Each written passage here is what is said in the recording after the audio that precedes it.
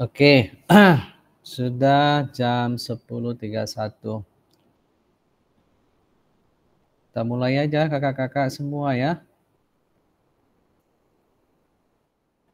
Halo, suara saya terdengar di sana? Dengar, Kak.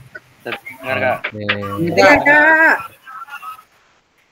Baik, makasih.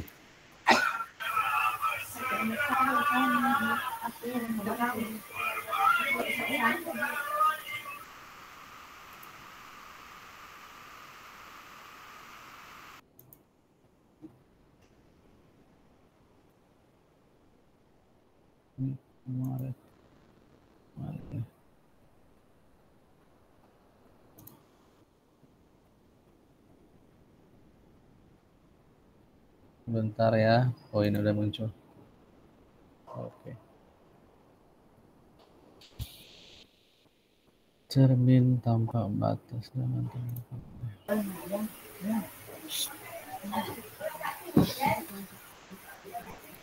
baik.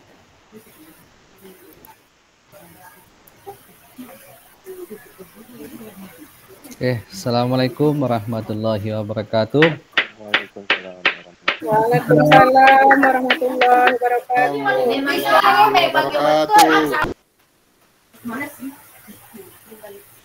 Syukur alhamdulillah, mari sama-sama kita panjatkan kehadrat Allah Subhanahu wa taala, Tuhan yang Maha Esa, atas segala nikmat karunia yang diberikan kepada kita sehingga pada pertemuan tatap maya yang ketiga ini kita bisa bersama-sama. Bu Sunarti mungkin bisa di mute ininya Bu. Nah, baik, kemudian terima kasih kepada kakak-kakak yang telah hadir di Zoom kita ini. Saat posisi sekarang ini peserta yang hadir baru mencapai 80% ya. Artinya ada sekitar 4 lagi yang belum hadir di sini. Mudah-mudahan mereka bisa bergabung di kelas kita ini. Kakak-kakak semua, sebelum kita mulai pendidikan kita pada hari ini, kami mohon salah satu volunteer untuk memimpin atau memandu doa kita pada pagi hari ini. Siapa kakak-kakak yang bersedia?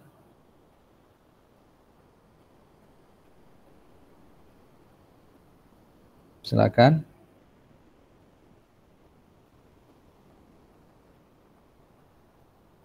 Yang bersedia memandu doa kita. Memandu doa itu banyak loh pahalanya.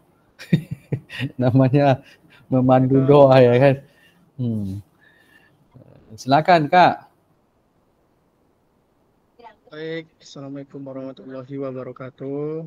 Kakak-kakak sekalian, untuk mengawali kegiatan kita pada pagi menjelang siang ini, alangkah baiknya kita berdoa menurut agama dan masing-masing agar kegiatan ini lancar. Berdoa mulai.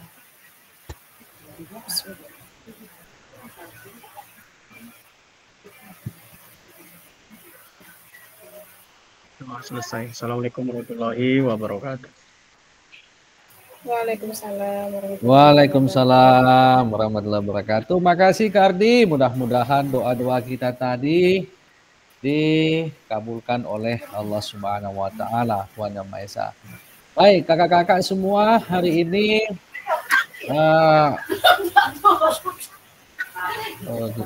mana caranya supaya ini ya, Kak Sunarti. Oke Kak, makasih Kak Sunarti yang baik hati sudah mematikan mic-nya. Nanti Kak ya dihidupkan kalau mau bicara. Baik, kakak-kakak semua, hari ini kita mau membahas tentang modul 1.2 yaitu pemanfaatan sumber daya berbasis kekuatan dalam pembelajaran PJOK. Selama 2 hari kakak-kakak saya pikir ya kalau membaca LMS atau membuka LMS, membaca materi-materi yang ada di situ, Nah, itu saya pikir sudah memiliki pemahamanlah terkait dengan pemanfaatan sumber daya berbasis kekuatan dalam pembelajaran PJOK ya, ataupun yang disingkat asset based thinking ya, berpikir berbasis aset atau berbasis kekuatan. Kakak-kakak memang siogianya ya, apa namanya, seorang guru PJOK itu harus berpikir kekuatan ya. Artinya untuk menciptakan sebuah pembelajaran yang kaya aktivitas gerak, yang berpusat kepada peserta didik, salah satu hal yang kita miliki adalah memiliki kemampuan ataupun asset based thinking. Kakak-kakak semua, saya menyimpulkan dan meyakini sudah membaca terkait dengan modul 1.2 ini ya.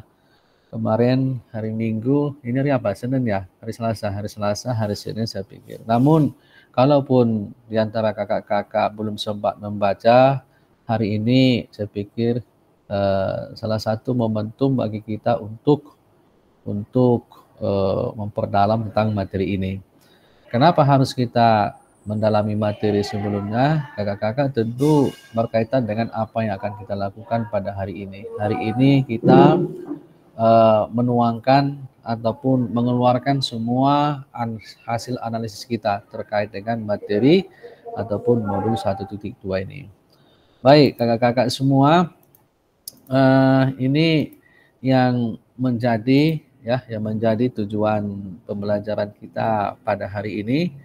Yang pertama adalah tujuan khusus ya kakak-kakak ya, dapat mengidentifikasi dan mendapatkan sumber daya dari berbagai sumber yang sah untuk melaksanakan pembelajaran PJOK. Sumber daya dan sumber yang sah pula kan gitu. Berarti di sini ada masalah legalitas ya.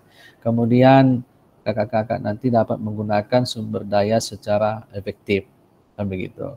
Ini yang diharapkan dalam kegiatan pembelajaran modul 1.2. Baik, agenda kita ini kakak-kakak semua ada 90 menit ya, 90 menit. Di 5 menit pertama pembukaan, 10 menit nanti mengenai tentang asset based thinking ya, kita menggalinya. Artinya mau mendiskusikan sebenarnya apa sih asset based thinking ya, ataupun berpikir berbasis kekuatan. Kemudian nanti selama 60 menit kita kakak-kakak, kita akan melakukan diskusi dalam ruang kecil ataupun dalam kelas kecil. Nanti kakak-kakak dalam 60 menit ini nanti 20 menit situasi 3, situasi 4, 20 menit, situasi 5, 20 menit. Nanti dalam kegiatan ini kakak-kakak nanti akan saya kelompokkan ya menjadi, kita berapa orang? Ada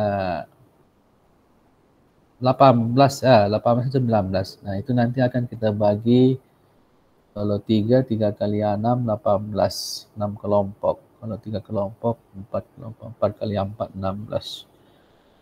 4 kelompok aja kita buat nanti. Di antara kelompok itu nanti ada yang 5, ada yang 4 gitu.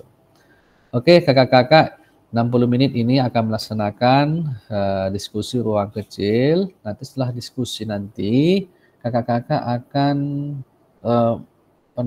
mempresentasikan ya hasil diskusinya bersama kelompoknya.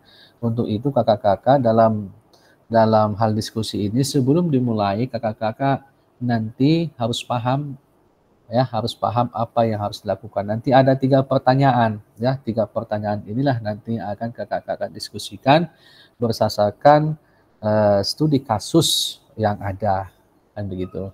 Kemudian setelah diskusi, hasil diskusi dibuat catatan-catatan, boleh di PPT ataupun boleh di di Word ya kan.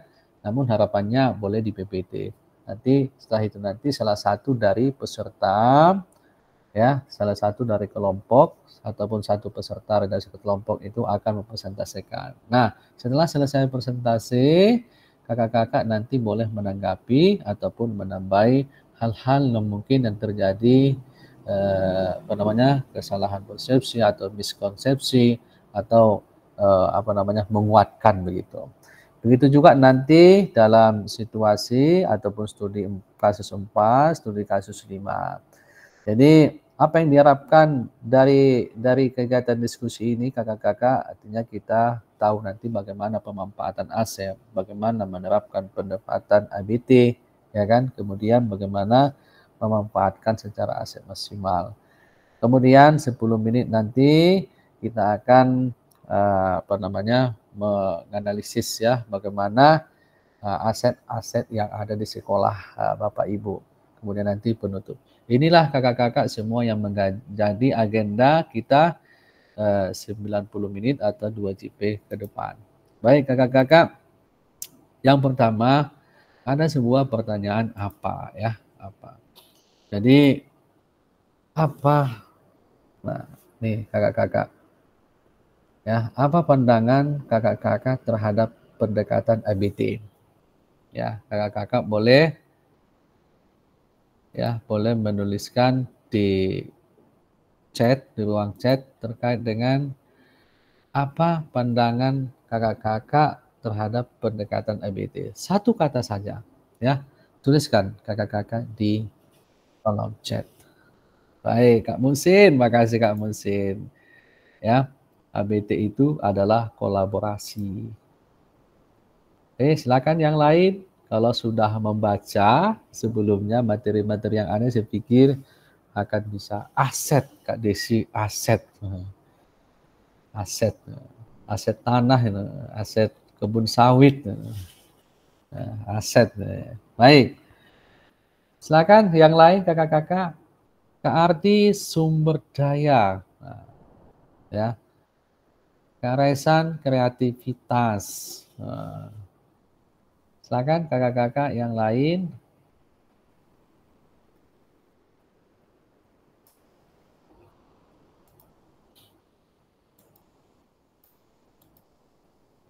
Yang lain, ayo aktif. Kak Sunarti pendekatan.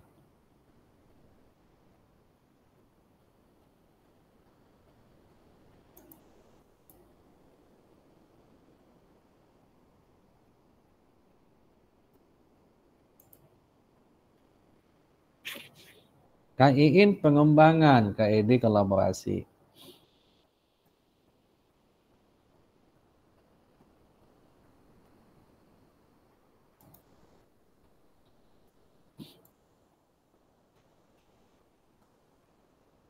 Kak Oktaviandi kelebihan. Ya. Baik. Terima kasih kakak-kakak atas jawaban-jawaban yang telah kakak berikan melalui kolom chat. Saya pikir jawaban-jawaban ini sangat relevan sekali ketika kita berbicara tentang bagaimana pandangan kita mengenai tentang asset based thinking. Ya. Baik, kakak-kakak semua.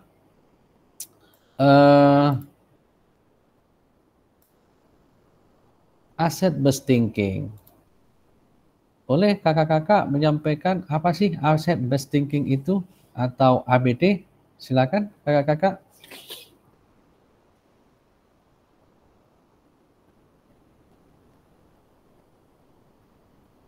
Asset based thinking. Di situ ada thinking. Berarti satu kata kerja ya, berpikir ya. Berpikir berbasis aset gitu. Silakan kakak-kakak, bagaimana sih yang dikatakan dengan berpikir aset sebagai guru PJOK? Ayo kakak-kakak. Kak Yubidri kekuatan berpikir positif untuk pengembangan diri. Kak Resan Ali berpikir pemanfaatan kekuatan aset potensi yang ada. Ya. Baik, luar biasa jawabannya. Ya, silakan yang lain kakak-kakak. Wah, ini nampak sekali nggak membaca ini.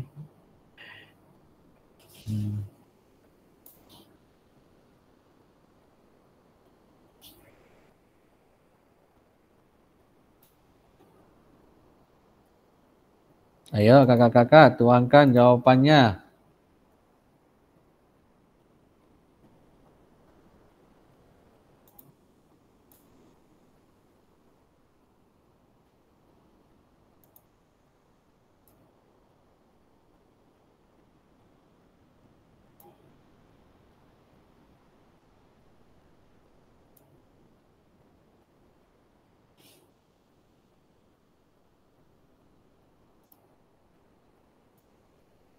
Silakan kakak-kakak.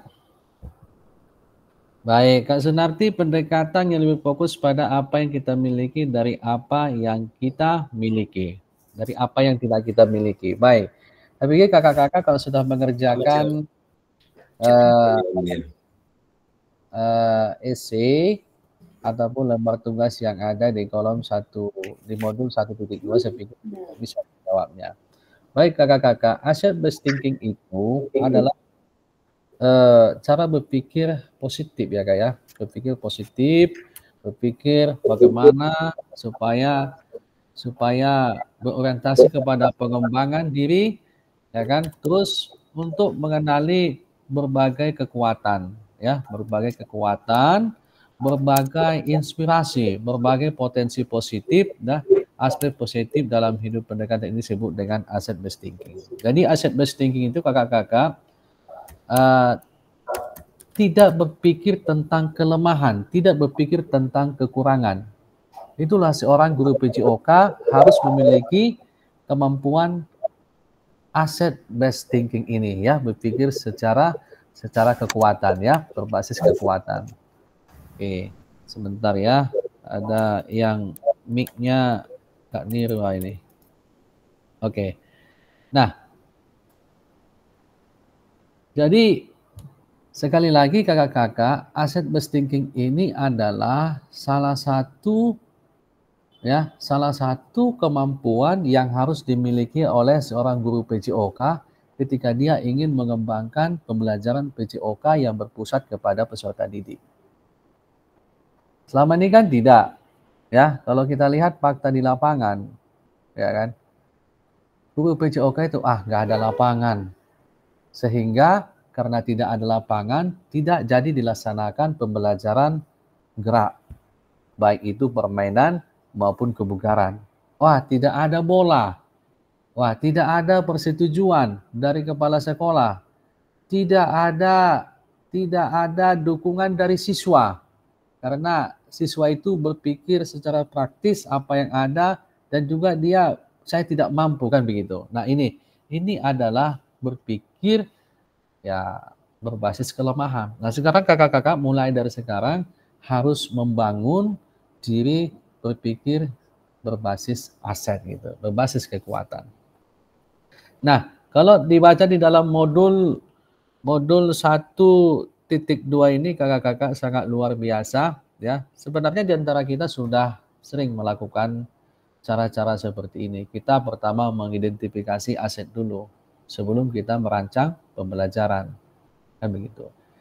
Nah, tetapi kan kadang-kadang kita itu ya berpikir aset, tapi aset itu tidak bisa kita optimalkan. Ini juga akan menuntun kita, ya, menuntun kita melalui modul ini.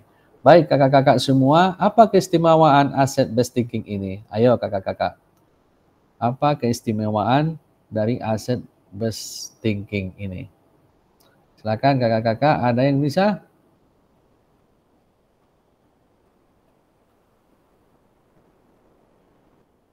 Oke, mengangkat tangan. Silakan Kak Gunadi. Mic-nya Kak, belum hidup Kak.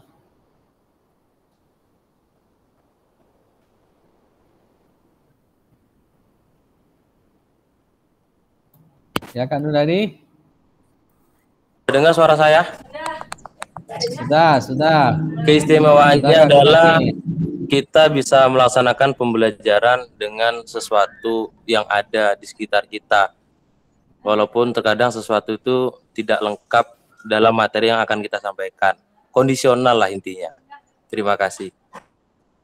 Baik, makasih Kak Gunadi sudah menyampaikan secara langsung.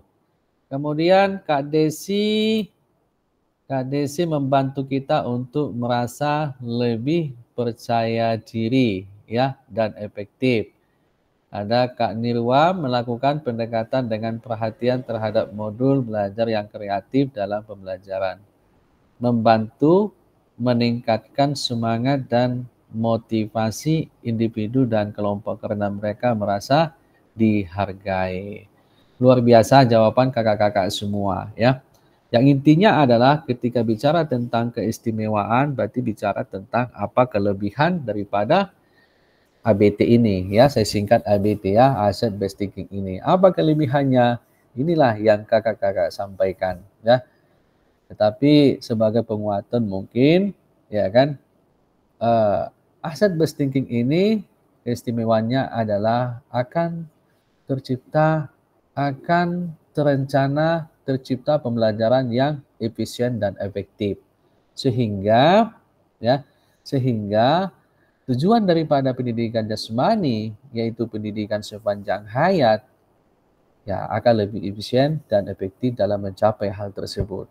Kita bayangkan kakak-kakak semua pendidikan sepanjang hayat itu ialah pendidikan yang mampu melahirkan atau menciptakan, memunculkan dalam pribadi siswa itu cinta terhadap pembelajaran PJOK. Ya, artinya pulang dia ke rumah, dia rindu kepada Pak Gunadi, kan begitu. Nah, kemudian rindu dia dengan aktivitas-aktivitas olahraga yang diberikan oleh Pak Gunadi. Kemudian setelah dia tidak bersama Pak Gunadi lagi, dia dengan secara sendiri ingin melakukan olahraga secara sadar. Saya hidup, saya butuh bugar, saya akan olahraga. Apapun olahraganya. Itulah tujuan tertinggi daripada PJOK. Tetapi ketika anak selesai melaksanakan pembelajaran PJOK, atau mungkin tamat dia dari SMP ataupun dari SD, tapi dia tidak memiliki inisiatif untuk berolahraga, malah dia bergame berjam-jam, ya kan? Sehingga tidak sadar dia, aku harus olahraga, aku harus bugar, aku harus berkembang, kan begitu. Itu berarti pembelajaran PJOK yang kita bangun terhadap peserta didik belum mencapai puncak paling tinggi, ataupun pembelajaran sepanjang hayat, long life education, ya kan, belum tercapai. Itu mungkin kakak-kakak sebagai pengantar ya terkait dengan asset based thinking ini. Baik kakak-kakak semua, sekarang kita coba untuk melakukan diskusi ya kakak-kakak ya. Mengapa harus ABT, kan begitu. Baik, sekarang saya coba kakak-kakak untuk membagi 3 ruang kelas ya. 4 kelas kecil, 4 bor. Jadi nanti satu kelompok ada di main room ya, 3 kelompok itu ada di bor ya, di bor. Artinya di main room itu ada saya nanti, saya juga nanti akan pindah-pindah ke bor yang lain. Nah, bentar ya kakak ya, saya bagi dulu ya. Ruang kerja kita bagi 4, ada yang 5, ada yang 5, ada yang 4, satu yang 4. Oke, jadi kelompok 1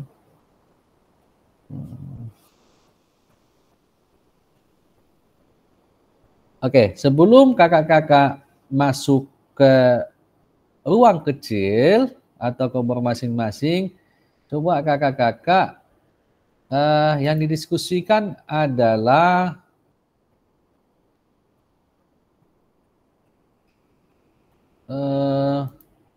studi kasus 3 ya, studi kasus 3. Kakak-kakak studi kasus 3 ini ada juga di LMS. Nanti kakak-kakak boleh membuka LMS dan juga boleh di screenshot ini, di screenshot yang ada di Zoom kita ini ya, di screenshot masing-masing. Nanti begitu masuk ke room ini silakan dibaca ya kan, silakan didiskusikan bersama-sama. Kemudian Sudah di screenshot kakak-kakak? Kemudian kakak-kakak ya, mendiskusikan terkait dengan tiga tugas ini ya, tiga tugas. Pertama, identifikasi pendekatan berpikir apa yang digunakan oleh guru dalam situasi tersebut. Inilah situasinya ya. Kemudian identifikasi aset apa saja yang dimiliki dalam situasi tersebut. Jelaskan strategi apa yang akan Anda kembangkan berdasarkan pendekatan berbasis adat dalam situasi tersebut. Baik kakak-kakak, sudah paham? Kasih dong jempolnya kalau sudah paham. Oke Kak Musin, baru Kak Musin yang lain Kak Reza. Kak Reza Alim jangan nangis dong. Memang lagi di mana Kak Reza ini? Kak Desi, kalau udah paham, nangis dan tertawa itulah kehidupan ya. Baik Kak Nirwa, Kak Muhammad Arif. Baik. Nanti di strateginya di work kecil nanti kakak-kakak menentukan siapa nanti yang persentase ya. Setelah dapat kesimpulan jawaban dari tiga tugas tadi. Oke, siap semua ya. Saya coba buka, mudah-mudahan tidak salah ya, tidak salah, mudah-mudahan lancar supaya waktu kita efektif juga. Oke, kalau sudah ada Kak, kata join di situ silakan kakak-kakak join ya, silakan join.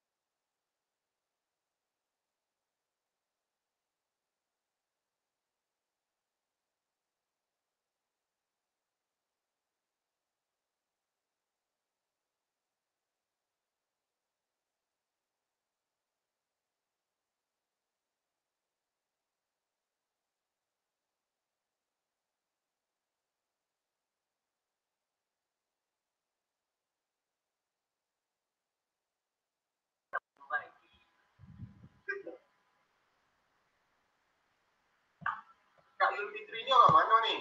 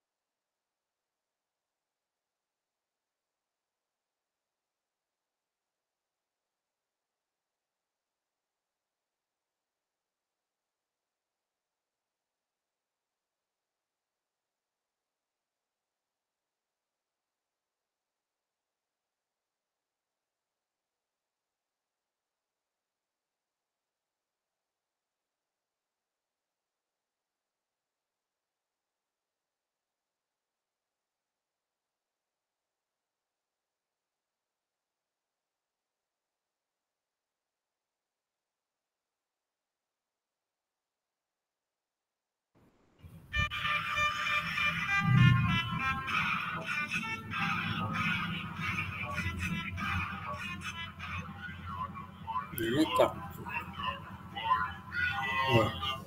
gabungnya mana ini tadi ya? Bentar, mana sih baliknya?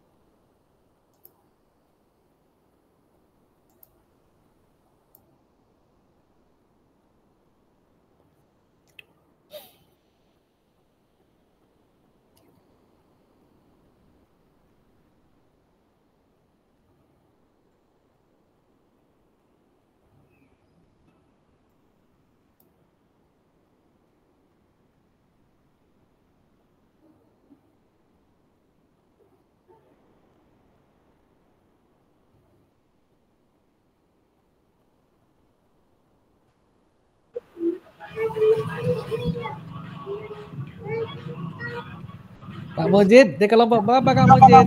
Kelompok 1 Kak. Join lagi Kak, join lagi. Join mana nih? Tunggu sebentar. Kayaknya ini nggak dengar ya. Bingung Kak, biasa pakai HP, pakai laptop. Iya. Satu dua hari nanti mahir sendiri itu Kak. Ini masuknya di sebelah mana Kak? Masuknya di mana ya? Ada titik 3 di bawah itu di samping gembok ya. Oh, tanda ya, more option ini Kak. Iya. Ada diklik nanti more option ya namanya.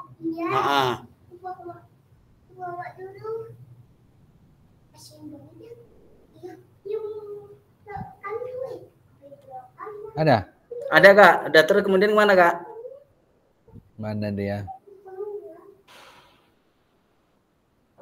Di apa ini nggak ada ya? Di bawah media apa ini sini nggak ada? Di apa yang kalau ini titik 3 ini sini nggak ada sini. Gabung ke breakout room. Gitu. Tunggu dulu. Sebentar Kak.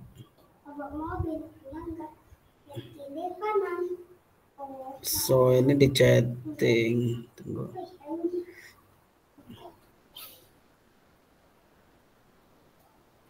Mana ya? Kok nggak ada ya?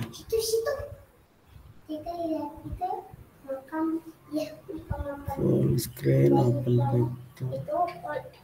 Nggak ada. Yang di gambar kuning 3 ini atas nggak Kak? Meeting ini Victorious Air in meeting ini bukan? Oke. Udah gabung semua. Abdul Mujid udah duluan dia ke ruang ruang utama. Master itu Kak. Melarikan diri. Oke, baik. Kakak-kakak semua pembagian kelompokan sudah saya share di di WhatsApp. Kelompok 1 ini ada Kak Anggi, ada Kak Edi, ada Kak Muhammad Arif, ada Kak Nirwam. Baik kakak-kakak semua, dalam kasus ataupun studi 3 ini, situasi 3 ini kita tetapkan dua kelompok saja yang persentase. Setelah itu nanti baru menanggapi atau memberikan masukan. Nanti di situasi 4 dan 5 ada 2, nanti mungkin ada 1 gitu ya. Setuju ya kakak-kakak ya? Baik. Untuk yang persentase kita mintalah dari yang paling pertama, kelompok 1. Silakan kakak-kakak kelompok 1. Dipresentasikan hasil kerja kelompoknya. Di kelompok 1 itu ada Kak Anggi, ada Kak Edi, ada Kak Muhammad Arif, ada Kak Neneng, ada Kak Nirwa Mulyo. Oke, silakan kakak-kakak. Boleh disampaikan secara langsung, boleh tanpa harus di share screen bahan yang sudah didiskusikan, atau boleh juga di share screen. Silakan kakak-kakak. Saya kelompok 1 tadi itu Kak, cuman saya kabur tadi melarikan diri ngapain ML tadi. Ya, sekarang Waduh. kelompok 1 sudah. Silakan kakak-kakak. Siapa kelompok 1? Silakan Kak Anggi. Kakak Anggi. Kakak masuk kelompok. Tadi kami Kak Anggi yang nyatet. Silakan Kak Anggi. Kakak Kang. Gabungkan saya lagi ke kelompok 3 Kak. Terkeluar tadi Kak. Gak ada jaringan. Oke, nggak apa-apa.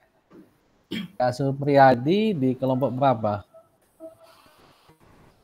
Oke. Kelompok Oke, Kak Sam. Kelompok 3 Kak. Oke, Kak Anggi. Iya, nanti kelompok 3 aja Kak Jeb ya. Ya, Kak. Silakan Kak Anggi. Baiklah, di sini saya akan menjelaskan hasil dari diskusi kami kelompok 1 tadi. Yang pertama, identifikasi pendekatan berpikir apa yang digunakan guru dalam situasi tersebut. Jadi menurut kelompok kami, pendekatan yang dilakukan berbasis pada kekurangan atau hambatan masalah. Karena sesuai dengan yang tadi kita baca, ada beberapa gagasan terkait kegiatan yang akan dilaksanakan untuk mencapai tujuan pembelajaran tersebut kepada kepala sekolah tetapi tidak berjalan dengan baik. Contohnya tadi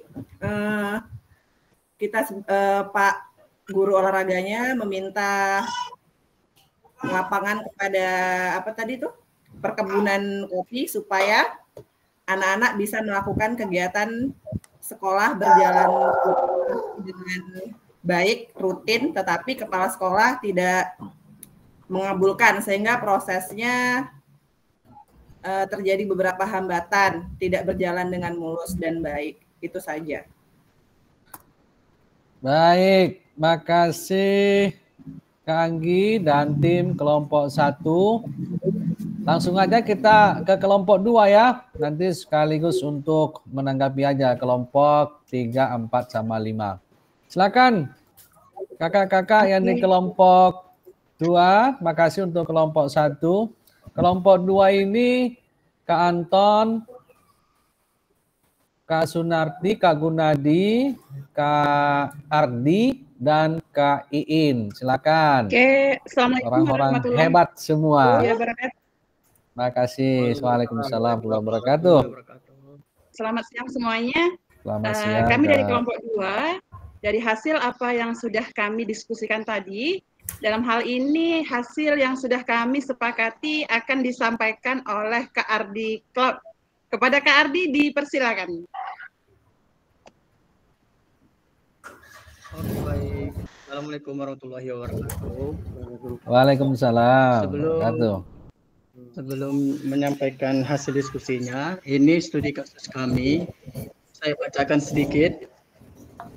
Pak Gira, pada saat menentukan tujuan pembelajaran, asesmen, aktivitas capaian pembelajaran, Pak Gerak lalu menyampaikan ide dan gagasan. Nah, intinya di sini Pak Gerak menyampaikan inspirasi ataupun masukan dari murid-murid bahwasannya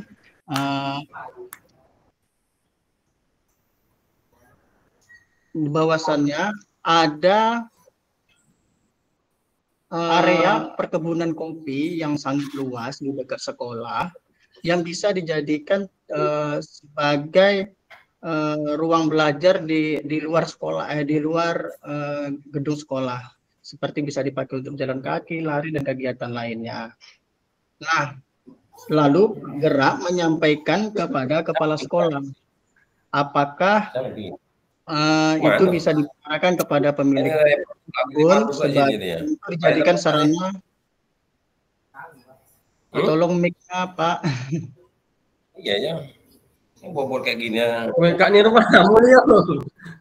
Pak Nirwa. Oke, lanjut. Nah, intinya Pak Gerak tadi menemukan sarana untuk aktivitas belajar, yaitu di perkebunan kopi. Setelah itu, menyampaikan inspirasinya kepada kepala sekolah. Lalu kepala sekolah dengan sigap mengatakan nggak bisa itu karena perkebunan kopi tersebut pemiliknya dalam artian kurang bermasyarakat. Otomatis Pak Gerak langsung kecewa karena usulannya tidak diterima. Lalu untuk kasus tersebut langsung saja dijawab. Nomor 1, identifikasikan pendekatan berpikir apa yang digunakan guru dalam situasi tersebut. Itu Pak Gerak sudah melakukan pendekatan berpikir aset atau kekuatan, yang mana Pak Gerak sudah melihat nih ada pekarangan di dekat sekolah yang bisa dimanfaatkan untuk aktivitas belajar. Yang kedua, identifikasi aset apa yang dimiliki, yaitu alam atau lingkungan di sekitar sekolah. Yang ketiga, jelaskan strategi apa yang dikembangkan berdasarkan penelitian. Nah, karena kepala sekolah tidak mau ambil pusing dan mengatakan langsung bahwa pemilik kebun tersebut tidak akan mungkin mau karena kurang bermasyarakat. Jadi kami tadi kesimpulan dari teman-teman kelompok 2 bahwasannya bisa saja Pak Gerak mengusulkan kepada kepala sekolah, warga terkait, komite, dan pemilik kebun untuk membicarakan hal tersebut. Siapa tahu mendapatkan hasil yang lebih baik. Itu dari saya, mungkin teman-teman kelompok 2 ada yang bisa menambahkan. Terima kasih. Oke, baik. Saya rasa cukup demikian tadi jawaban dari kami kelompok 2. Terima kasih. Assalamualaikum warahmatullahi wabarakatuh. Waalaikumsalam warahmatullahi wabarakatuh. Makasih kelompok 1 dan kelompok 2. Berikan tepuk tangan kakak-kakak. Luar biasa. Ya, baik. Di antara kita ini saya pikir punya pandangan yang berbeda dengan kelompok 1, kelompok 2, atau mungkin ada barangkali yang ingin menguatkan. Silakan kakak-kakak dari kelompok 3, 4, 5. Di raise hand aja ya. Silakan kakak-kakak. Ada? Ada kakak-kakak? Baik. Baik, silakan Kak Muhsin. Luar biasa Kak Muhsin. Baik, terima kasih Kak Sam. Sedikit memberikan penguatan ya Kak ya terhadap tadi kelompoknya Kak Ardi Cloud. Saya dari kelompok 4. Nah, di sini tentang poin yang nomor 3. Jelaskan strategi apa yang Anda kembangkan berdasarkan pendekatan berbasis aset dalam situasi tersebut. Nah, ini kan kita di sekolah kan ada yang namanya aset sosial gitu Kak. Nah, aset sosial ini itu yang kita manfaatkan, yaitu menggunakan pendekatan secara ya rutin lah gitu kepada pihak luar atau pihak dari luar warga sekolah, baik itu masyarakat ataupun warga setempat, untuk mendukung seluruh program yang ada di sekolah gitu. Tidak hanya khusus PJOK ya, tetapi semua program yang ada di sekolah. Nah, pemanfaatan ini kita juga harus melakukan lebih intensif gitu, karena dari pihak warga sekolah tidak dirugikan dan pihak warga juga tidak dirugikan gitu. Jadi tadi di kasus ini kan kepala sekolah tidak mencoba, langsung saja menolak pendapat dari Pak Gerak untuk membicarakan atau merundingkan masalah lahan tadi dengan pemilik lahan. Jika di sini mungkin diadakan entah itu pertemuan dengan pihak lahan secara baik-baik, denganlah ada mungkin tanda petiknya pihak pemilik lahan tidak dirugikan, pihak sekolah juga tidak dirugikan, mungkin bisa dimanfaatkan lahan tersebut untuk penunjang program sekolah yang baik. Terima kasih Kak, mungkin itu saja. Assalamualaikum warahmatullahi wabarakatuh. Waalaikumsalam warahmatullahi wabarakatuh. Waalaikumsalam warahmatullahi wabarakatuh. Makasih Kak Muhsin, luar biasa pandangannya ya. Baik, kakak-kakak ada yang lain? Oke, baik ya. Kakak-kakak semua terkait dengan ABT, ya ABT, dan mengkaitkan dengan situasi yang kakak-kakak analisis tadi, yaitu Pak Gerak ya, pada dasarnya sebagaimana disampaikan oleh Kak Muhsin, kelompok 1, kelompok 2, bahwa Kak Gerak itu sudah melakukan pendekatan ABT, ya, pendekatan ABT, ya. Jadi itu poin yang pertama, ya. Kemudian yang kedua, aset apa? Nah, kalau kita hubungkan dengan 7 aset utama, ya kan, dalam modul 1.2 ini kakak-kakak, ada beberapa aset yang sudah dianalisis oleh Kak Raga. Keinginan dia untuk menciptakan pembelajaran yang dapat menyahuti hakikat daripada Penjas ya, pendidikan melalui aktivitas gerak. Dia ingin anak-anak berjalan kaki, bersepeda lewat lingkungan yang dia inginkan, namun terkendala sesuai dengan cerita di situasi tadi. Nah, apa asetnya? Di situ Kak, ada aset lingkungan. Tadi kelompok 2 sudah menyampaikan, ada aset lingkungan. Ya kan? Karena keinginan dia untuk melaksanakan pembelajaran itu tidak mungkin di sekolah, jadi dia berpikir di lingkungan sekitar. Jadi aset itu bisa juga lingkungan di luar sekolah, bisa juga di dalam lingkungan sekolah. Kemudian aset apa lagi? Aset manusia. Ya, aset manusia. manusia yang mana? Ada kepala perkebunan, ada kepala sekolah, dan juga ada orang tua siswa. Ini juga adalah merupakan aset selain daripada siswa ataupun peserta didik. Nah, dalam merancang pembelajaran, aset-aset manusia ini tidak terbatas kepada guru dan siswa ataupun kepala sekolah, tetapi juga bisa melibatkan pihak orang lain. Hanya saja dalam situasi Pak Gerak ini kan tidak ada keberanian kepala sekolah. Itulah politik, kakak-kakak. Jadi ada aset politik. Kenapa Pak Kepala Sekolah tidak berani? Karena dia mungkin juga tidak punya hubungan emosional, tidak kenal dengan direktur perkebunan kopi tersebut. Nah inilah ya, jadi kepala sekolah itu mestinya memiliki kemampuan diplomatik ya, diplomatik politik dengan untuk menjembatani apa kebutuhan daripada guru-guru yang ada di sekolah, termasuk kebutuhan guru PJOK. Ini kakak-kakak. Jadi aset itu ya kalau bisa tidak hanya satu, tetapi harus berkembang. Tujuan daripada semua itu adalah untuk mencapai tujuan daripada pendidikan jasmani. Kemudian yang ketiga kakak-kakak, strategi apa yang akan kita kembangkan? Nah ini tadi belum terjawab oleh kelompok 1 dan kelompok 2, tetapi Kak Muhsin tadi sudah menguatkan kita. Nah, terkait dengan strategi apa yang akan kita lakukan dalam kendala yang dihadapi oleh Pak Gerak, ya kan? Saya pikir ini tergantung kepada siapa guru PJOK-nya. Apakah diabaikan saja? Ya sudahlah, ngapain PJOK? Udahlah, gitu-gitu aja lah. Tidak bisa seperti itu. Dan namanya guru ABT itu adalah harus tetap mencari solusi. Oke, kakak-kakak, mungkin bisa pendekatan pendekatan politik ya, atau bisa juga pendekatan finansial, kan gitu. Ya, pendekatan finansial. Bagaimana supaya direktur tersebut memiliki kesepakatan dengan mungkin perlu pendekatan finansial gitu. Itu ya kakak-kakak ya, karena yang namanya perusahaan dia juga tak maulah memberikan asetnya tanpa ada umpan balik, kan begitu, biasanya begitu kan, harus simbiosis mutualisme, saling menguntungkan begitu. Nah itu ya, politik, finansial, manusia, lingkungan alam, sosial.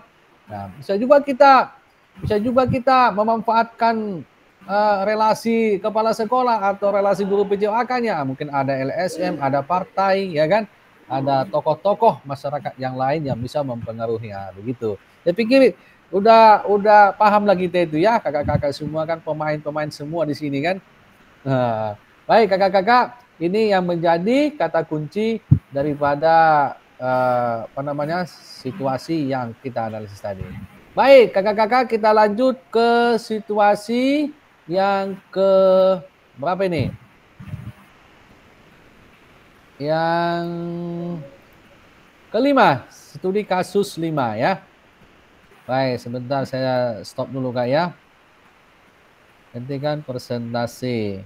Nah, ini boleh nanti kakak-kakak screen lagi ya. Kakak-kakak screen. Bentar. Nah, ini situasi 5, silakan kakak-kakak di screen ya, di screen, dan juga ini ada juga di LMS ya. Oke. Kemudian ini pertanyaannya Kak, bagaimana cara Bu Hayati memanfaatkan aset yang ada secara maksimal ya. Nah, ini studi kasusnya. Sudah Kak? Sudah di screen? Oke, sekarang saya coba bagi lagi boardnya ya. Bagi board 5.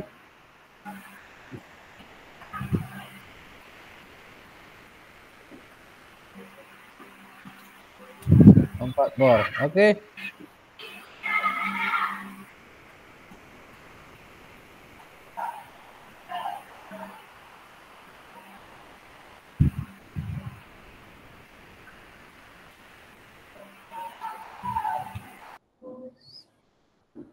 Oke, silakan join kakak-kakak ke ruangannya. Ya, silakan gabung, join.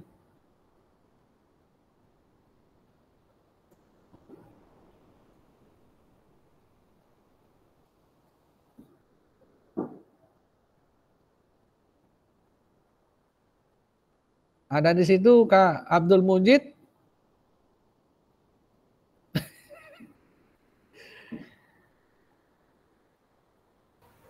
Kok nggak muncul ya Kak? Tadi muncul join gitu aja sih enak. Yang tadi. Ah, itu diklik Kak. Yang mana Kak? Diklik dia. Yang join tadi.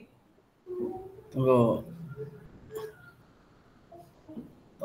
Kak. Nggak ada keluar Kak. Tadi ada keluar Kak. Yang pertama tadi yang belum gabung tadi. Ini kok nggak ada keluar Kak? Mana ya? Tadi ada keluar gabung gitu kan. Ini nggak ada muncul Kak. Iya. Sebentar Kak. Mujid. Jadi kan sebagai bahkan sebagai.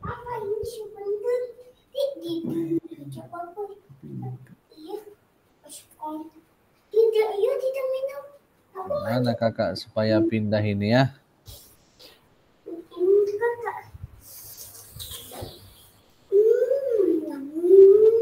Ini titik ini Kak, coba klik ini Kak, ada titik 3 ini. Ada titik 3 kan? Ini? Enggak ada ya? Biasanya di situ. Biasanya sejajar ini Kak, sejajar ini ada break room, break out ya. Oh iya, tunggu. Mana ya?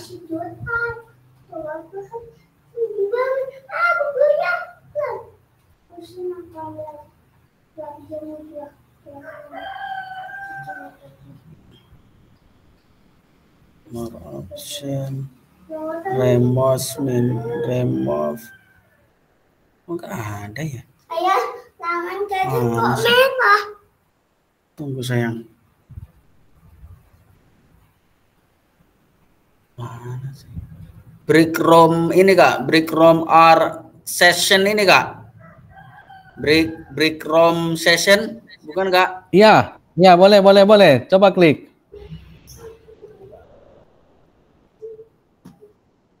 Nggak mau diklik.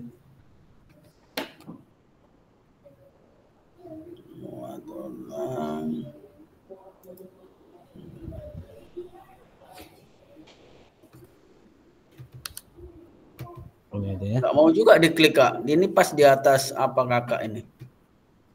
Makasih ya sudah bantu ya. Keringannya pendaftar udah berapa persen? Laporkan. Ada nomor kamu sama Bapak? Ada. Kemarin saya cek Bapak. Siapa namamu? Cek dulu Bapak.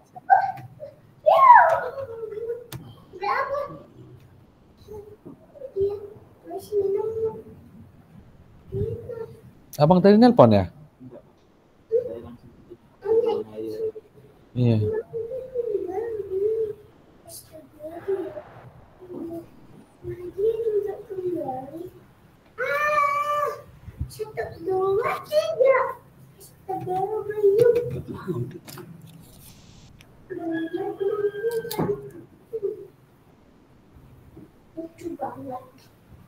Nggak suka fungsi.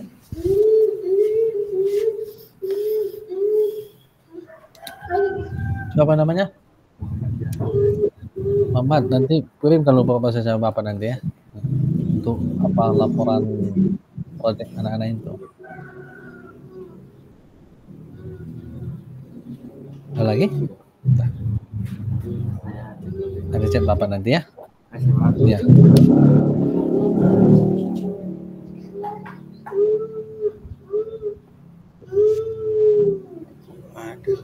Kok nggak mau ya Kak ya? Nggak mau. Iya, bingung ini ya. Diklik nggak mau dia. Ada di atas tuh kan breakout room are in session ini kan. Saya klik tak mau dia. Nggak mau dia ya.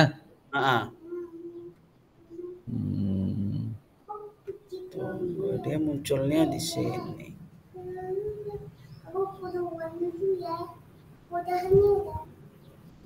Ini lain. Foto di bawah. Halo. Jangan.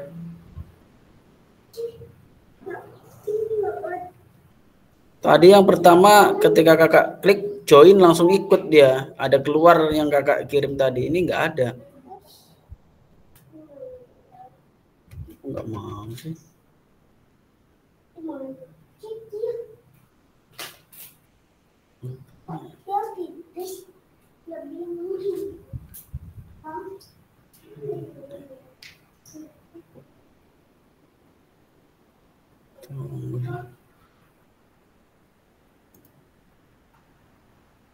Nah, ini keluar Kak.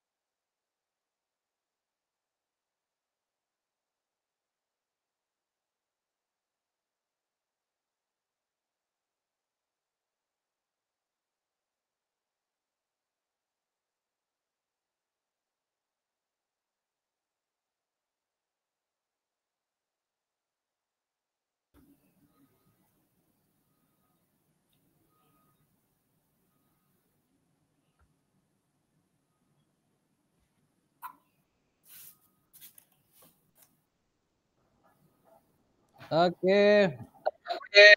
Paksa saya tarik secara paksa masuk ke ruang utama ini. Saya pikir sudah berjalan diskusinya ya.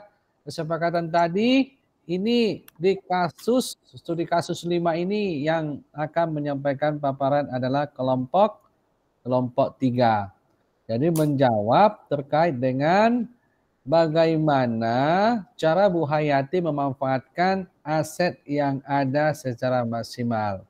Baik, ke kelompok 2 dipersilakan, ada Kak Zebri, ada Kak Oktapinandi, ada Kak Riko, ada Kak Yu Fitri. Silakan kakak-kakak salah satu perwakilan untuk menyampaikan hasil diskusinya. Ayo. Kelompok 3 ini kelompok hebat ini. Silakan Kak Zepriadi. Kak Aman, Kak Oktapinandi, Kak Riko, silakan Kak. Oke, Assalamualaikum. Waalaikumsalam warahmatullahi wabarakatuh. Assalamualaikum semuanya.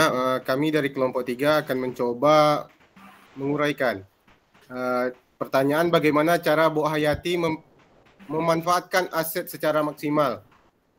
Di sini akan dibacakan oleh teman kita atau atas nama Kak Okta Pinandi. Silakan Kak. Main lempar aja Kak Okta ya. Yang menjawabnya Kak Okta. Oke Kak Okta, lanjut aja. Enjoy aja Kak. Ya baiklah, terima kasih sebelumnya Kak Riko dan semuanya. Di sini kami berdiskusi tadi tentang bagaimana cara Bu Hayati memanfaatkan aset yang ada secara maksimal. Di studi kasus tadi itu dijelaskan tentang perbedaan pendapat antara Bu Hayati dan Pak Bugar. Pak Bugar. Ya, tentang bagaimana cara pendekatan yang baik dalam pembelajaran PJOK selama ini. Karena Bu Hayati di sini setelah menyelesaikan program PKG-nya dan ia menyampaikan perbedaan pendapat dari pendekatan-pendekatan sebelumnya sehingga terjadi perselisihan dan akhirnya di mana Bu Hayati di sini diminta untuk membuatkan suatu webinar secara khusus supaya guru-guru PJOK lainnya dapat mengetahui pendekatan seperti apa yang seharusnya dilakukan. Dan kami di sini mengambil aset yang dikembangkan secara maksimal oleh Bu Hayati seharusnya ada pada aset yang pertama, aset sosial. Kenapa aset sosial? Karena di sini ia akan membuat sebuah webinar tentunya di mana dia akan kembali mengajak teman-temannya satu angkatan PKG tersebut untuk menyampaikan materi kepada guru-guru PJOK di lingkup MGMP tempat Bu Hayati. Yang kedua bisa juga aset keuangan. Kenapa keuangan? Karena dalam membuat suatu webinar pasti ada hal-hal yang berhubungan dengan keuangan. Bisa saja untuk membeli paket pemateri atau segala macamnya. Kemudian ada juga aset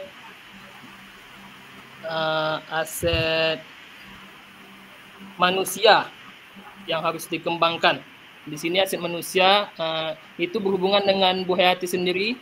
Ia harus mampu mengembangkan atau memberi manfaat tentang materi yang telah ia pelajari di program PKG PJOK untuk teman-teman PJOK lainnya di lingkup MGMP Bu Hayati tersebut. Mungkin itu yang dapat kami sampaikan. Terima kasih kami ucapkan.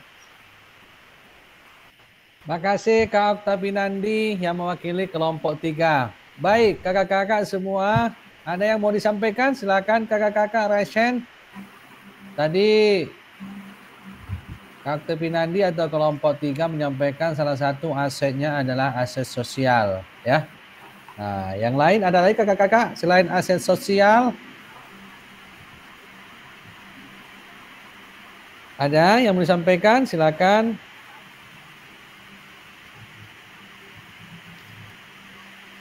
Kalau tidak ada, saya bungkus ya untuk kasus studi kasus 5 ini. Kakak-kakak, Nurhayati memanfaatkan komunitas MGMP PJOK sebagai sebagai cara untuk menghimpun, karena dia kan baru selesai PKG PJOK kan gitu ya kan. Jadi aset apa yang harus saya lakukan ini supaya bisa saya sampaikan ilmu yang saya dapatkan ini selama pelatihan PJOK, PKG PJOK. Nah, dia berpikir langsung ke MGMP PJOK kan gitu ya. Terus Kak Nurhayati juga menyampaikan esensi daripada pembelajaran saat ini terjadi pergeseran ya, pergeseran dari cara mengajar komando yang mana komando itu kurang mengoptimalkan pribadi peserta didik, tetapi lebih banyak dia menerima, tetapi bagaimana menuangkan potensi yang ada dalam dirinya itu sangat kurang kalau melalui komando. Jadi ada namanya pendekatan pembelajaran lebih kreatif dan inovatif. Kemudian peran peserta yang aktif di dalam kegiatan MGMP ini dimanfaatkan oleh Kak Suryanti, walaupun di antara beberapa pakar yang ada di MGMP itu memandang bahwa orientasi daripada PJOK adalah prestasi. Namun setelah Kak Nurhayati menyampaikan tentang esensi daripada PJOK, maka semuanya berterima kan begitu. Kemudian memanfaatkan PMM ya, PMM. Karena dengan komunitas MGMP ini akan melakukan satu karya inovatif untuk meluruskan paradigma guru PJOK di dalam pembelajaran PJOK, maka didaftarkanlah organisasi ini ke PMM, dan PMM ini akan memberikan satu apresiasi nanti, baik itu finansial, ya kan, pendanaan, supaya kegiatan-kegiatan MGMP itu bisa tercapai dan berjalan kan begitu. Nah ini kakak-kakak untuk penguatan yang studi kasus 2 ini. Artinya apa? Kita sebagai guru PJOK, hal-hal seperti ini juga lah nanti akan kita lakukan. Dan hal-hal seperti ini menjadi tantangan-tantangan kita. Namun tantangan-tantangan itu tidak kita pikirkan karena kita sudah guru PJOK yang ABT, yang berbasis kekuatan, berpikir berbasis kekuatan.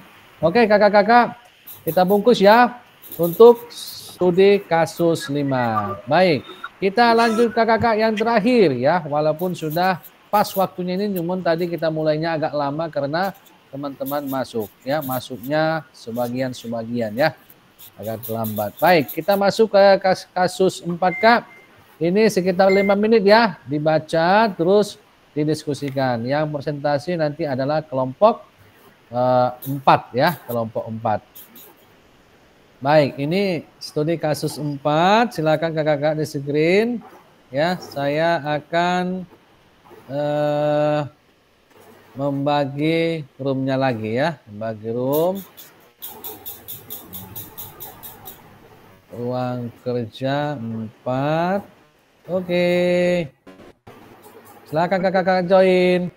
Pertanyaannya tadi Kak belum. Oh, pertanyaannya saya share di grup ya. Iya Kak.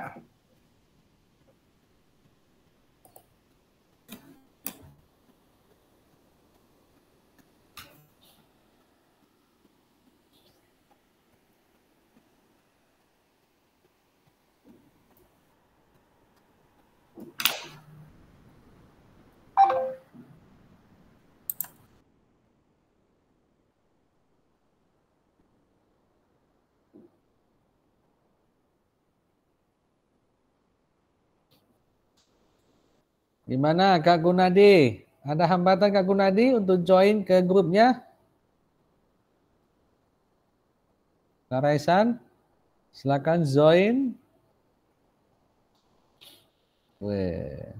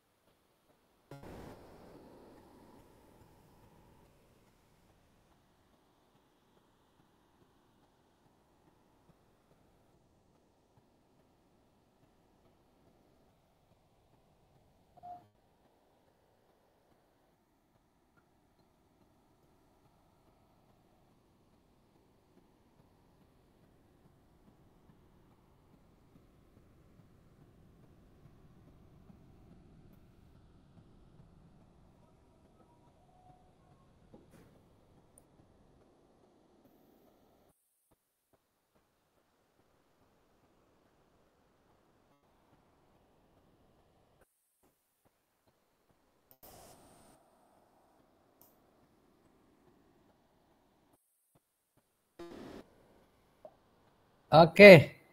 Silakan kelompok 3. Kelompok 3, kelompok 4. Ada Kak Aman, ada Kak Desi, ada Kak Musin, ada Kak Raisan.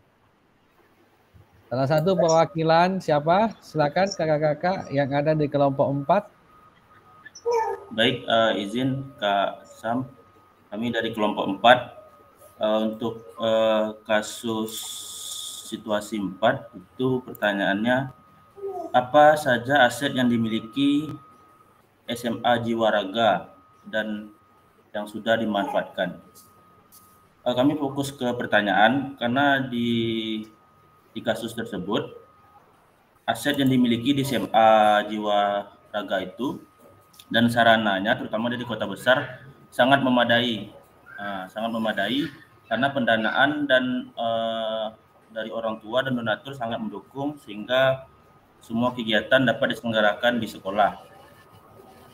Terutama berupa alat, cuma menjadi kendala kan di sini adalah beberapa alat yang belum dimanfaatkan secara maksimal. Berarti kan beberapa, tidak seluruhnya, dan belum dimanfaatkan secara maksimal. Berarti ada juga yang bisa dimaksimalkan seperti itu. Berdasarkan aset yang dimiliki tadi, hasil diskusi kami, di situ ada manusia, ya manusia itu tentu terdiri dari guru, siswa, orang tua, komite atau kelompok kelompok masyarakat di sana, itu aset yang dimiliki, dan juga sosial kan itu tentu adalah hubungan kita sebagai warga sekolah dengan warga sekitar. Finansial tentu adalah donatur yang buka tablet tadi. Tentu donatur yang sebagai pendanaan untuk kegiatan-kegiatan di sekolah.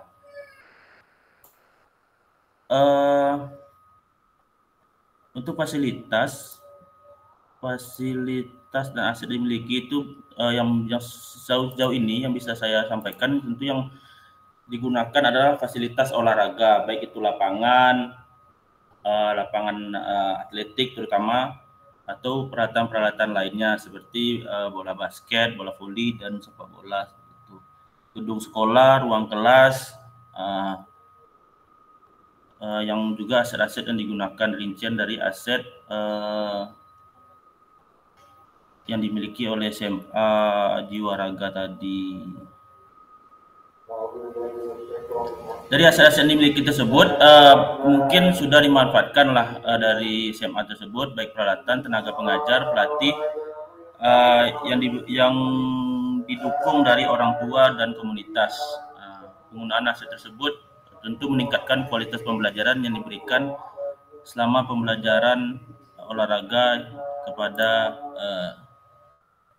siswa. Mungkin Pak Muhsin bisa menambahkan. Terima kasih Kak Sam. Oke, silakan Kak Muhsin. Terima kasih Kak Sam, Kak Raisan. Menyambung yang disampaikan oleh Kak Raisan tadi lah. SMA Jiwaraga ini kan termasuk ke SMA besar gitu. Tentu saja aset mereka sudah lengkap, mulai dari aset manusia, seperti yang Kak Raisan sebutkan tadi, ada di situ aset sosial, aset politiknya juga. Di studi kasus juga telah dijelaskan di situ, banyak hubungan di situ. Terus ada aset finansial, ada juga aset fisik. Nah, aset fisik di sini itu meliputi yang seperti Kak Raisan sebutkan tadi, gedung sekolah, lapang sekolah. Sebenarnya sudah dimanfaatkan dengan baik, cuman pemanfaatannya itu belum maksimal gitu.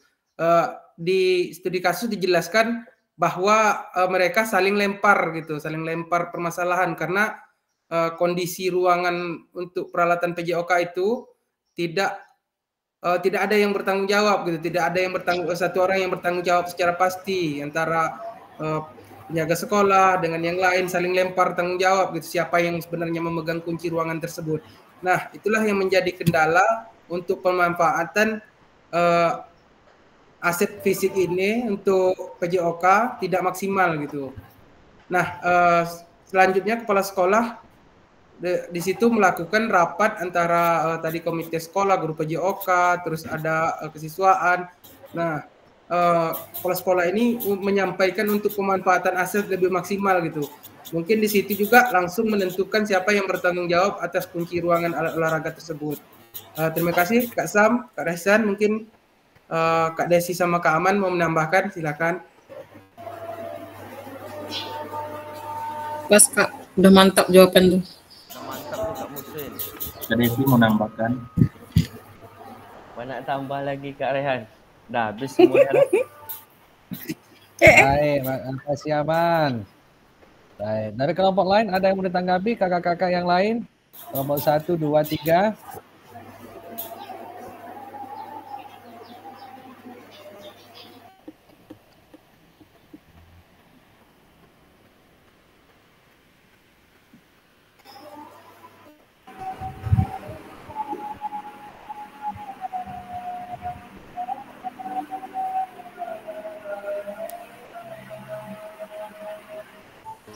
Mic-nya Kak Sam. Oke. Makasih kelompok 4 ya. Baik, kita bungkus ya Kak ya. Kelompok 4 tadi sudah memaparkan terkait dengan SMA Jiwa Raga, terletak di perkotaan, mengenai tentang sarana dan prasarana yang sangat memadai tetapi tidak dioptimalkan secara baik. Kemudian ada juga pendanaan dari orang tua dan donatur dari dari orang tua ya, sangat mendukung ya. Kemudian kepala sekolah juga sudah melakukan upaya untuk bagaimana memediasi ya, mengumpulkan terkait dengan aset-aset yang ada. Kemudian peserta didik menyampaikan pendapat saat rapat tersebut. Kita juga menyampaikan kritik. Nah, terkait dengan studi kasus 4 ini kakak-kakak, ini ada beberapa aset yang dapat diberdayakan supaya menuntun kita juga dalam hal tadi. Mungkin kita belum menemukan aset apa. Aset yang pertama adalah keberanian peserta didik menyampaikan kritik dan saran. Ini sebuah aset kakak-kakak. Kalau kita kepala sekolah, kalau kita guru PJOK, ada kritik, ya, ada saran, jangan kita menganggap itu sebuah serangan, ya, tapi kita anggaplah itu sebuah aset sepanjang itu untuk membangun atau kritik tersebut adalah kontributif. Kemudian ada ya bersuara kritik, ini juga bagus karena beberapa sekolah ada juga yang berkontribusi, orang tuanya berkontribusi untuk mendukung mengembangkan pendidikan di sekolah anaknya. Kemudian ada kepala sekolah kemampuan untuk mempengaruhi kebijakan. Kakak-kakak ini Kak semua ya, yang merupakan aset daripada studi kasus yang 4 tadi. Baik. Lalu di mana kita introspeksi diri melalui pendalaman materi yang kakak-kakak lakukan secara mandiri dan juga melalui Jupiter ini, di mana kita sekarang ini sebagai guru PJOK. Kakak-kakak saat ini sebagai guru Penjas, PJOK di SD dan di SMP, di mana posisi kita? Apakah ABT sudah lakukan kita selama ini? Kalau belum, dan apa? Kalau sudah, apa yang belum teroptimalkan? Itu ya menjadi kata kunci daripada kegiatan pendalaman materi kita ini kakak-kakak. Baik kakak-kakak, kita masuk kepada lakukan. Nah ini selama ini lakukan, ya lakukan. Nah apa yang kakak lakukan? Nah yang kakak lakukan adalah, nah ini mandiri ya kak ya, lakukan ini nanti kakak-kakak melakukannya secara mandiri di LMS. Terus apa yang kakak lakukan itu dikumpulkan di LMS ya, di LMS. Kemudian tugasnya adalah mengidentifikasi sumber daya atau ABT, diunggah ke modul 2.5 dan modul 3. Ini nanti batas waktu pengumpulan kita lakukan adalah di akhir modul 1.6. Sangat panjang sekali ya kakak-kakak ya. Apa yang dilakukan? Mengidentifikasi berbagai sumber daya di daerah untuk sekolahnya dan bagaimana strategi pemanfaatannya secara aktif, ya.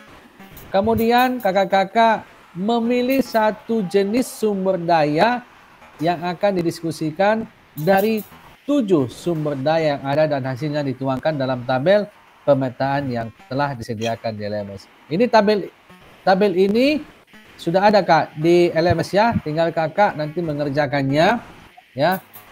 Tapi ingat, kakak-kakak mengerjakannya boleh berkolaborasi, berdiskusi, dan saya pikir mengerjakan tugas itu harus kita segerakan ya. Jangan kita tunda-tunda karena nggak tahu kita apa yang menjadi kesibukan kita untuk ke depan. Baik, kakak-kakak, itu yang menjadi bahan diskusi kita. Jadi sebagai kata kunci daripada kegiatan modul 1.2 ini adalah bagaimana seorang guru PJOK dalam mengoptimalkan pembelajaran PJOK yang berpusat peserta didik dengan berlandaskan kepada ABT ya, asset based thinking ya, berpikir berbasis aset.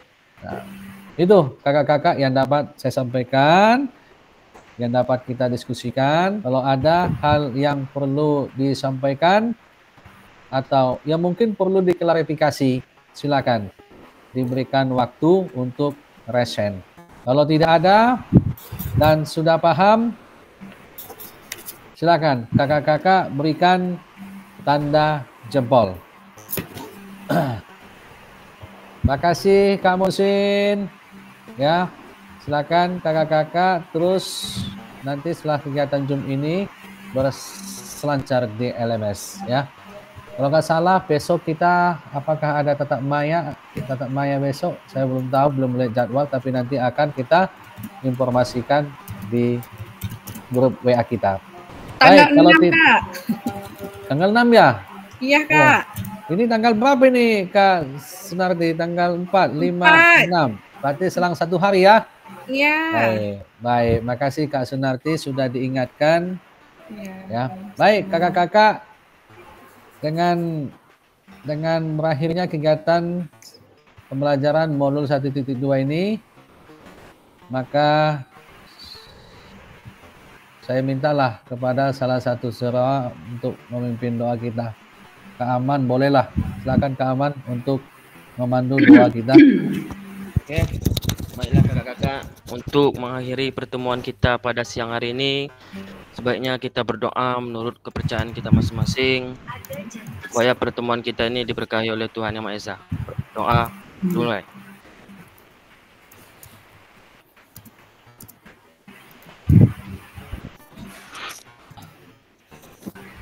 Doa selesai. Terima kasih kepada kakak-kakak semuanya. Oke, kita sesi foto ya Kak ya. Ini tetap maya ketiga. Untuk apa ya? 3 gitu atau gimana? Gini ya, gini. Oke. Silakan Kak Raisan, bisa screen? Ya Kak. Oke. Oke, 1, 2, 3. Lagi 1, 2, 3. Oke, sudah Kak. Oke. Ini tanda bukti hadir juga ini kan. Udah masuk semua sini kan? Udah Kak. Ada 19. Oke. Kakak sampai ketemu di tatap maya keempat. Selamat siang. Assalamualaikum warahmatullahi wabarakatuh. Waalaikumsalam.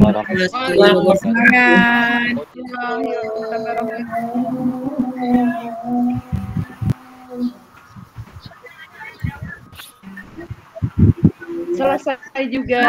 Alhamdulillah untuk hari ini. Mohon bimbingannya ya. Mohon bimbingannya Kak Iin, Kak Ardi. Jangan capek kalau ditanyain. Kak Iin.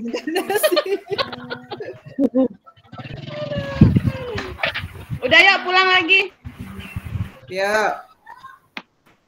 Oke, bye semua. Bye-bye.